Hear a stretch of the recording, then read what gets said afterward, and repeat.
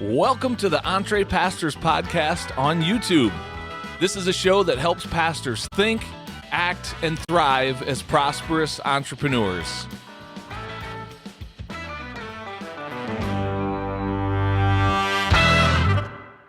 Well, hello there, and welcome to the Entre Pastors podcast on YouTube. I'm John Sanders. I'm one of the co-hosts of the show.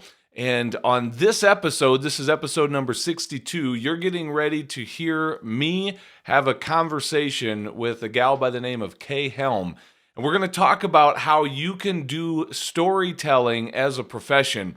In this episode, you're going to hear Kay talk about her journey, kind of the evolution of her journey out of a background in film production and photography to really cultivating a heart for missions and learning how she could utilize those skills of being a storyteller to help missionaries raise the funds that they need to serve in their various mission fields that God has called them to. And she continues to do that to this day. There's a lot of different angles that you can be benefited from this conversation. Maybe you are somebody who is in need of learning how to tell a story better in order to accomplish the mission that God has called you to.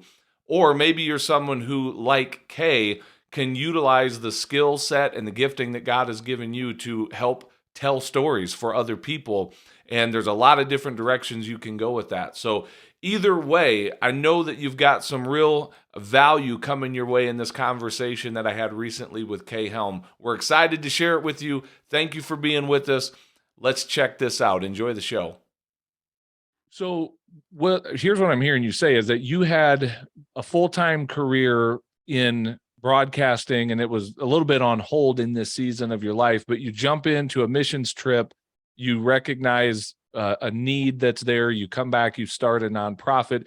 So am I hearing a story of someone that's transitioning into more quote unquote full-time ministry, as we would call it in the church world growing up? Like, is that what's happening in this season of your life? Or are you still having a career somewhere else and building this kind of on the side? Like, what's happening at that point of your career? Well, I mentioned I had an injury, and that ended the broadcast career as I knew it, working for another company. And so outside of church work, after that, I really haven't worked for anybody. Gotcha. So that there was a lot involved in that particular injury. That's a whole nother line, but I continued to do things on the side. I did web design, including for our local, we have a weekly newspaper in the community that I was living in then. And yes, I continued to work with business people. I love hanging out with business people, which is I like the way they think. But, yeah. so. Yeah. Well, and that's what I'm hearing too, before we even hit record. Like, you're an entrepreneur. I'm getting that sense very quickly. So, and that's why this is a perfect interview for Entre Pastors, because it's really, where do those two worlds meet? A heart for the kingdom and building the kingdom and, being in that space. But, how do you also do it in a way that's profitable? And, as entrepreneurs, we have a lot of ideas. And earlier I heard you mention you've got a lot of different things going on. I love that, because I am a both and kind of thinker. I don't generally just do just one thing. I've got lots of things going, and I like life that way. I'm an entrepreneur. So anyway, so tell us, bring us into a little bit more modern past, or the present. What are you working on now? I mean, I know it's a big jump from 2005 to where we are, but let's keep going with the story and bring us up to present day. Okay, well, I'm still involved with the ministry, but I have pulled back a lot. I don't travel as much. There was a time where I was gone for about 6 months out of the year, but now I'm home most of the time, almost all of the time now. And I'm working on putting those programs online because that's the thing I've been learning. Really, I learned it for my business, how to create courses, and taking the mental health training so that we can get that out into more people's hands electronically. And that's a big project. It's 40 hours of training. So that's the ministry work that I'm doing. If you want to, put the ministry frame around it, the things that are official ministry type of things. Business wise, though, I've expanded into a new area. I started in 2020 as a ghostwriter. Okay. And that again sparked by a conversation with my pastor. He called me up and he said, "What are you going to do? 2020 is happening, and what are you going to do?" And I threw out some ideas, and he said, "Well, what would your dream job be?" Hmm. And I said ghostwriting. And honestly, I can't tell you where that came from because I hadn't really thought about that before and Wow. didn't have the first idea of how does one go about really making a business of ghostwriting. And a couple of days later, Nick Pavlidis, who you've had on this program, announced that he was doing ghostwriter training school. And I knew Nick. He's been on my podcast a couple of times. I've been involved in another group that he's in. And so I knew him, I trusted him. And at the same time, the stimulus check showed up. So There you that go. was a no-brainer yes. Awesome. So you jumped into ghostwriting, and that's one of the things we, as you heard, Mhm. we encourage pastors down that road. Not that we believe in one cookie cutter size thing fits all, but for some pastors, it's a natural thing. Pastors write a lot. Some pastors really love writing, and it's a big part of Mhm. what they do. So if they're looking for additional income, it's a great way to go. How has that been for you? Tell us a little bit about the ghostwriting journey. How's business there? Oh, that's been great. I very quickly connected. I've been a part of the fully funded academy program, and they are coming out with a book, and I helped them put together the first draft of that book. Of course, they're phenomenal writers on their own, but they had a lot of material to consolidate and to put into that book form. And so I helped with that. And normally you wouldn't talk about your ghostwriting clients as actually who they are, but they've allowed me to do that, thankfully. Yeah. But that was my first client. And it was just Awesome. right, at my heart. They're helping missionaries and helping ministries raise the funds that they need. So it was perfect fit for us. And since then, I've written 2 other books for clients. So That's great. And can I ask this? You don't have to give numbers, but in terms of income, is that something that has been substantial income as a ghostwriter? Because we tell our audience all the time, it is a very Mhm. significant source of income if you get into it and charge what you're worth as a good ghostwriter. I mean, there's a lot Mhm. of upward mobility there. So have you found that to be the case with your career? Yeah, there is. What I've done is I've followed Nick's pattern of starting kind of low as I learned with what I was comfortable charging for the work that I was doing, and then I've basically doubled it every time I did a That's book. And fantastic. so now, if I did 2 books a year, I would have my needs taken care of. So Say not that bad. louder for the people in the back. There were a few people that weren't listening. So say that one more time. If you just got 2 writing projects a year, it would cover your expenses and your needs. That's That's exactly right. incredible. Two books a year ghostwriting, and it's a lot of time, but as you get your systems and things, you get better at it, and you're just adding more and more value to your clients. And but it's good income, yeah. We love Nick, and his school is phenomenal. And by the way, this is Mhm. a shameless plug, but on our webpage, entrepastors.com, we have a resource page where we have a link to Nick's writing school, and it is an affiliate link. So whether it's happening or whether you get Mhm. put on a waiting list, we highly encourage that. It's a great resource if you desire to get into ghostwriting. So Yeah, I second that wholeheartedly. yeah. Absolutely. So as you're building this out now, you're Mhm. starting to see this need in the Mhm. missionary world, the church world, but specifically missionaries that are trying to raise funding to be supported in their missions endeavors. And you started to see a need there that you are working in as well now, right? Tell us about that. Yeah, that's right. At the end of last year, about September, sometime in there, fundraising consultant David Oakes asked me to be a part of an accelerator he was doing. And as we went through this, we saw ministries just blossom, and they were raising more funds than they'd ever raised in that period of the year. But we at the same time, while we saw a couple of them have wild success with that, uh, we also saw some struggling. And what we noticed, the difference between those 2 groups was their ability to write. Hmm. And so the ones that struggled to write and present their ideas and what they do in a clear way, they really struggled to raise the funds no matter what we taught them about, when to send things out. They just struggled with actually putting the pieces together. And in February of this year, that's why I started As an experiment, I started something called Mission Writers. And that originally, I had the idea of getting writers who already knew how to write that could learn about speaking for missions and learn how missions work. And they would come alongside missionaries and ministries and help them raise the funds. And since then, it's pivoted to where now we're marketing it directly to missionaries. They're the ones that feel the pain, right? The writers don't even know there's a need usually. So that has to be pretty much a one-on-one sale, if you will. But the missionaries, they know they need help. And so we're making that available and we're building that course out. But I've been doing it now for almost a year. We're learning what they need, what they don't need. And the people that are in it are giving me a lot of great feedback. So I have kind of two levels of interest of what you're doing. One filter, if you will, is your own business. Like I'm always intrigued by people's own entrepreneurial ideas and their endeavors that they're building. But then also this is relevant to our audience because there are people who listen to us that are serving as missionaries in other countries. And, they might not have all of the ability for legal reasons and cultural reasons necessarily to go start a business in their place, like we encourage our stateside pastors to do.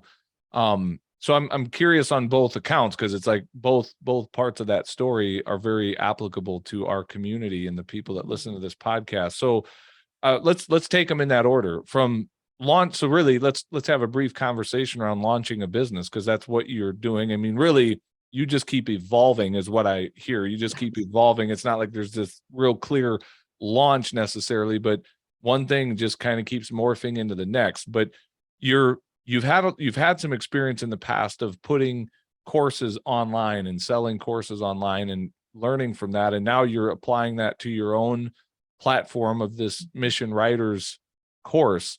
How's that going for you? I mean, maybe I'll ask the question this way because I want to really ask something valuable for our community. So like, what would be some advice you would give to someone else that's out there that has an idea, that has a course or a service that they could provide through that teaching?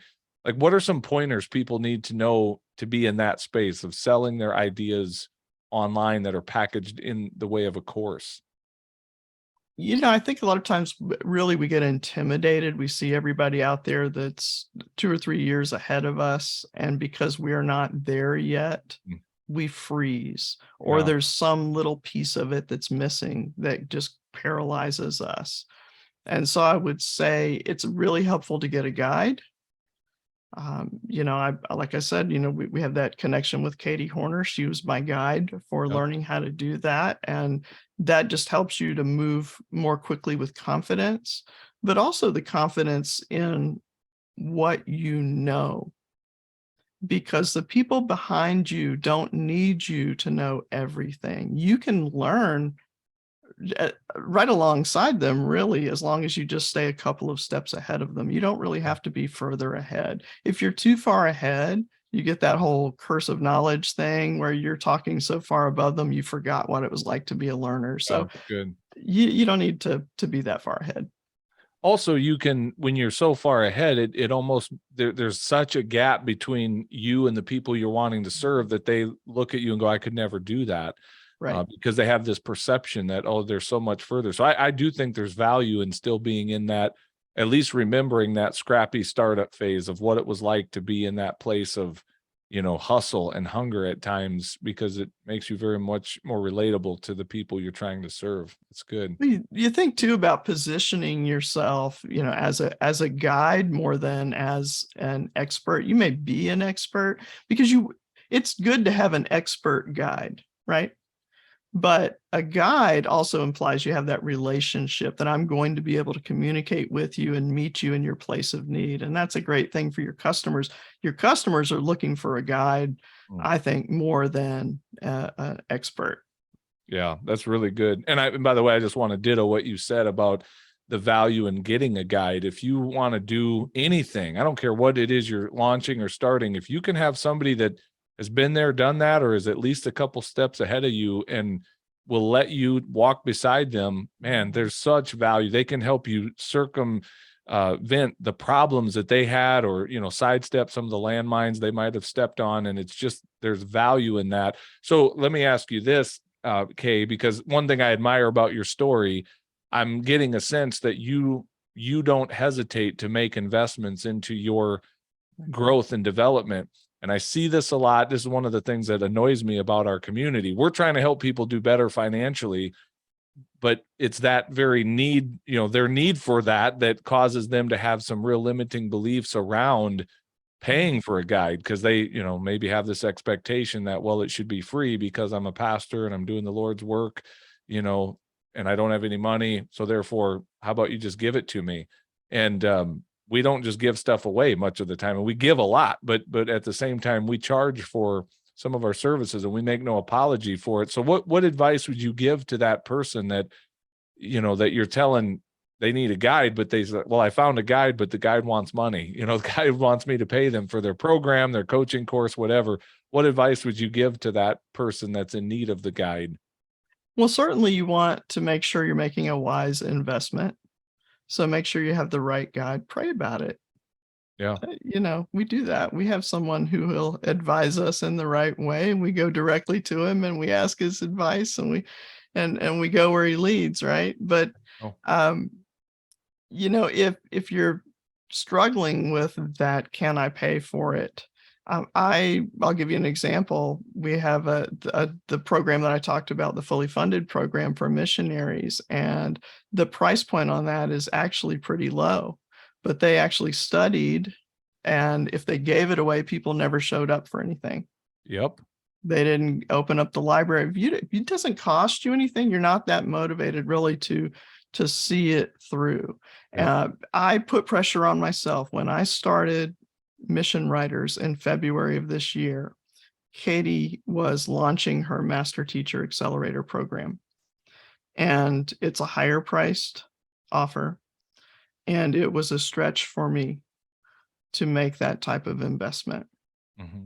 At the same time, I found the journal from 20 years ago when God was first calling me into this ministry world. And I opened it up and I thumbed through, and I really found a page where I had written where I'd been praying and seeking God for direction. And on that page, it says, "Teach my people to tell my story." Wow. And here like you said, I go with the whatever's the need is. I adjust, I pivot all the time, and step by step, year by year, 20 years, I went from that was before I went to Uganda. That was while I was still struggling with an injury. That was um, while I was in video and all of those things that I'm not really doing now. Hmm. So what I might have thought that looked like then is not, I would have never imagined what I'm doing now. And yet now what I'm doing is such a perfect fit for me. That's awesome. And so following that, now going back to the investment, right? God leads us in different ways. I found that journal at just the time when I was making the decision on whether or not to make that investment with Katie. I'm Wow. going to jump into forming this community, not just a course, but a community for missionaries and ministry leaders. And it's someplace I haven't been, and I need a guide. Hmm. And there's that confirmation. And so I just think, be thoughtful about it. Don't just make that I can't afford it, or I'm a minister, therefore I can't XYZ. Don't make that your default answer. Yeah. Allow the Lord to stretch you. But I tell missionaries all the time, when they're buying my program or when they're buying one of these other programs that helps them raise funds, talk to a donor about it. Yeah. You have people, hopefully you have relationship with those people that are supporting you and that are investing in you, that are investing in your ministry, and they believe that what you're doing is important. They believe it enough to invest in it. They believe in you, and they're praying for you, hopefully, and supporting you in different ways. Go to someone and have that conversation. This is available. It's going to cost this, and here's what I believe it will do for me. Would you help me with that? Would you pay for it for 6 months, or would you, whatever the initial commitment is? And I've found that people are willing and they get excited for you. Also, that can add accountability. So Yeah. Can you share that phrase again that came from that journal? I didn't catch that. I want to write that down. What was that phrase that you had written 20 years earlier? teach my people to tell my story. Wow. And there were details in there too about not how to teach them, but what types of things to teach them. And I find that that's where I've landed. Well, one of the things I love about that part, that detail of the story is I often say, because this is an area that our community gets hung up a lot, is around calling. That if I go start a business or do this over here, like I'm abandoning my calling. And it's like, man, the calling can look different in different seasons. And so I guarantee when you read that, you can look back over your life and see how each step of the way, God has been using you for that calling of, teaching my people to tell my story. Like you're a storyteller for the kingdom, and God's given you different points along the journey to hone different skills as part of that. So I love that. I love that theme, that calling is the same, but it looks different from one season to the next. And there's some of our people who need to hear that, and really just embrace that freedom that I'm not abandoning my calling by doing something a little different or doing something in addition to what I've been doing. I'm still serving. I'm still walking in my calling. It's just a new season. It looks different in this season than it did in the last. So love that. So tell us a little bit more about this, right? Mission Writers, like exactly what is it? I've heard you say it's a course, it's a community. Give me some more details around that. Well, what we're doing is we're creating a path for people to communicate about the ministry that they're doing in the world. So what is it that God's called them to do? How are they doing it? What's their vision? What's their mission? And how do they communicate with other people about that? And the idea is that we take you through a year, or honestly, I think it would take about 2 years for someone going through this, with the second year being more of a reinforcement and habit forming type of activity, because you're just kind of grasping it. The first year is this is what you do over the course of the year, and not just what you do, but how you do it. So a lot of us share information, but we don't share stories. And stories are really the connecting point. That's the bridge building between what you do over here, especially if you're someplace that people aren't familiar with, and the people that are supporting that work over here on the other side. You have to build bridges with the stories that you tell. And so we teach how to do that, but also it's like you said earlier, it's copywriting. It's a specialized form of writing. So how do you do that? So we teach you some techniques. We teach you tips, tricks, shortcuts, things to make it easier, that type of thing. And we review what you're doing. We have a community. That's where the community comes in. So it's not always me that's answering questions. There are other people in there. We have one of our missionaries. He's full-time missionary, but he also used to be a copywriter. Wow, very cool. So once a copywriter, always a copywriter, right? So he's excellent and chimes in. And we see people that never thought of themselves as storytellers now. They are storytelling machines, right? They see the world differently once you start thinking about, I'm looking for a story, and recognizing a story and learning how to see the stories that are happening all around you and then how to tell those. So we're trying to create that habit, but also when you tell what type of story to the people that are supporting you, and then when you just need to flat out ask for money. So you're telling stories and you're creating this connection, you're remaining top of mind, all the different reasons that we tell stories. And then you come to the point where you need to ask. And that ask doesn't feel so much like begging. Yeah. If you've been telling stories. And that's what I tell people. If it feels like begging when you're raising money, it's because you're not telling stories. Wow. That's powerful. That's good. Well, I tell you what, hearing you say that makes me think this may be a fun conversation to save for backstage. I want to ask you when we go backstage to talk more about how do you find that story? Like, what are some filters what advice or how do you coach people to be looking for the story where Mhm. others may just see information or be tempted to just report information? So we'll talk about stories in our backstage segment. But before we transition to that, tell us a little bit more about how people can contact you, or if they want to reach out, if they want to jump into this Mission Writers course that you've got. Like, how do people find you and how do they take action on that? Okay, the hub for everything that I do is at kayhelm.com. That's KAYHELM.com. And I do have a special page for you with some resources specifically for your audience. And so that's kayhelm.com/entrepastors. That should be easy to remember. Awesome. And that will include a discount for the next cohort of Mission Writers, which will start in January. Fantastic. Well, awesome. Kay, it's been a pleasure hanging out with you here and getting to hear a little bit of your story, speaking of stories. And I want to just encourage our audience to do exactly that, to reach out to you, because there are people in our community that would very much benefit from the knowledge that you have and the resources that you have to offer. So we encourage them to do that. And thank you for hanging out. We'll see you backstage here in just a few minutes. Great. Thank you so much. Well, hey, thanks for watching this episode of the Entre Pastors Podcast. Make sure you hit that subscribe button so you can be notified every time we release a new episode. If you'd like to get connected to other pastors who are learning to think, act, and thrive as prosperous entrepreneurs, then we invite you to check us out on Facebook.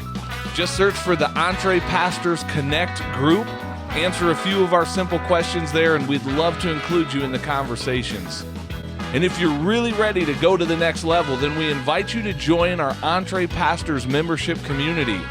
When you become a monthly subscriber, you will receive access to courses, exclusive community, and coaching that will help you along in your own Entre Pastors journey. If there's anything else we can do to serve you, please visit us at entrepastors.com, and we will do our best to serve you there. God bless everybody. See you soon.